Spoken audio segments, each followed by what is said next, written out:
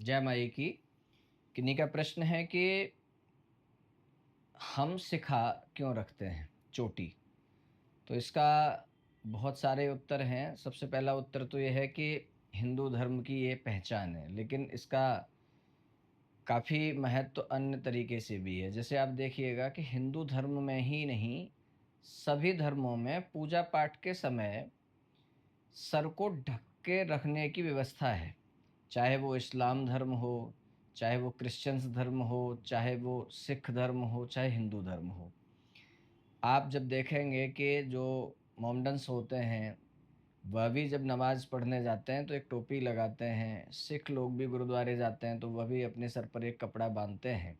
इसी तरीके से हमारे जो ऋषि मुनि थे, उन्होंने इस कपड़े वाली प्रक्रिया से बचने के लिए उन्होंने अपने सर पर एक परमानेंट चोटी रख ली। बात आती है कि इसका कोई विज्ञान सम्मत भी रहस्य है या खाली ये धर्म को रिप्रेजेंट करने वाली ही बात है। तो इसका विज्ञान है। विज्ञान ये है कि हमारा जो शरीर होता है, इस शरीर को चलाने के लिए एक विद्युत ऊर्जा हमारे शरीर के अंदर विद्यमान रहती है, जिसे योग शास्त्र में विद्युत शरीर भी कहते हैं। इसको समझने के लिए बहुत सुंदर तरीका है। जैसे आप भोजन खाते हैं, भोजन से कैसे अन्य चीज़ें जो है कार्य करने लग जाती हैं, जैसे खून बन जाता है या भोजन से आपके और रसायन बन जाते हैं, शरीर को पोषण मिलता है।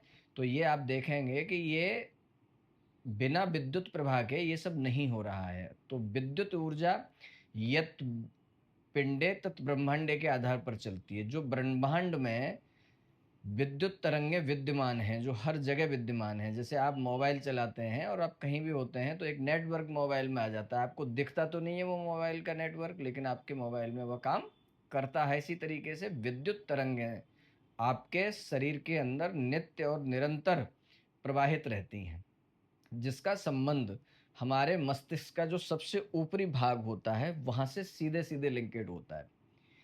ये रहा इसका साइंस का तरीका।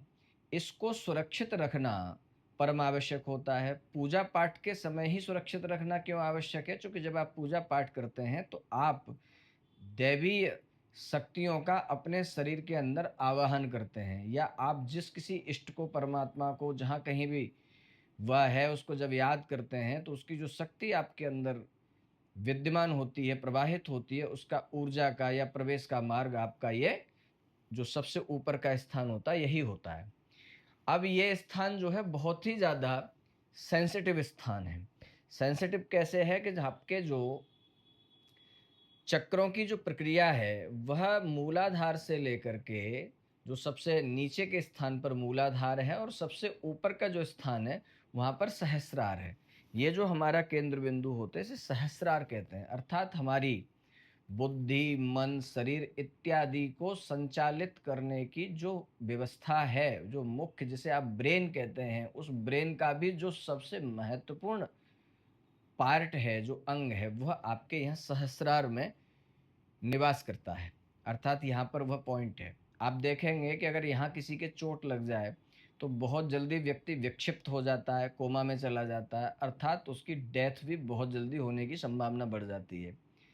इसको अलग-अलग लोगों ने, अलग-अलग संप्रदायों ने समझने के लिए इसको कैसे सुरक्षित रखा जा सकता है, इस पर सबने काम किया है। यहाँ तक कि जो गाँव देहात के लोग होते हैं, उनको भी आप देखेंगे, वह किसी न किसी रूप में यहाँ पर एक पगड़ी, साफा अथवा अंगोछा एक बाँध के रखते हैं। तो कहीं न कहीं उनका भी सेंस यही है कि इस जगह को सुरक्षित रखा जाए। इसके अलावा आपने और देखा होगा, राजा-महाराजाओं के ज़माने से लेकर के आज तक जो लोग राजे रजवाड़े में रहते हैं, वह भी एक पगड़ी, मुकुट किसी न किसी रूप में इसको सुरक्षित रखते हैं। उसका कहीं न कहीं जो साइंटिफिक कारण है, वह यही है कि इसको सुरक्षित रखा जाए।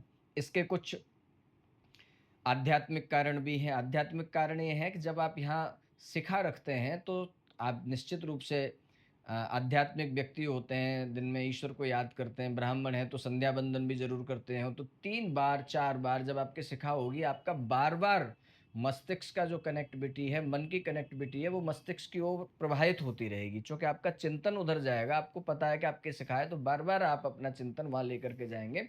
तो इससे कहीं न कहीं आपके सहस्रार को ऊर्जा मिलेगी और आपका सहस्रार जो है जागृत रहेगा। ये इसका आध्यात्मिक कारण है। लेकिन एक जो बिल्कुल जनमानस को समझने के लिए जो सबसे अच्छा कारण है, वो है इसका लौकिक कारण अर्थात सामाजिक कारण। आपको जान कर के आपने जाना तो पहले भी होगा, लेकिन मैं आपको सिर्फ़ याद दिला रहा हूँ कि यदि कोई व्यक्ति शिखा रखता है, चोटी रखता है या यज्ञोपवीत धारण करता है, तो वह व्यक्ति तमाम तरीके की बुरी आदतों से बचता है। जैसे वह व्यक्ति कहीं खड़े होकर के लोक शंका करने में संकोच करेगा, खान-पान में भी वह संकोच करेगा, अधिकांश सात्विक खाएगा।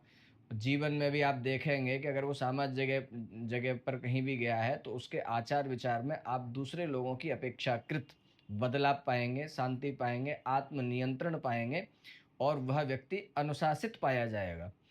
इस सब चीज़ों में हमारी शिखा इसको जो है महत्व देती है। अब जो लोग शिखा नहीं रखते हैं, वह लोगों को आपने देखा होगा कि अगर उनके घर कोई पूजा-पाठ है, लगन है, सगाई है, किसी तरीके की कोई सत्यनारायण की कथा है या अगर कुछ भी हो रहा है तो पंडित जी कहते हैं या घर की बुजुर्ग महिलाएँ कहती हैं उससे, "बेटा सर पे रूमाल रख लो।" फिर आप इधर-उधर देखते हैं, फिर सर पे रूमाल रख लेते हैं। अतः अगर आपको ऑड न लगे और आप मेरी बात से सहमत हों, तो शिखा रखने में कोई बुराई नहीं है। शिखा ना रखें तो इस जगह को हमेशा किसी वस्त्र से आच्छादित करके ही जो है रखें और विशेष करके पूजा पाठ में तो ये अत्यंत आवश्यक है ही।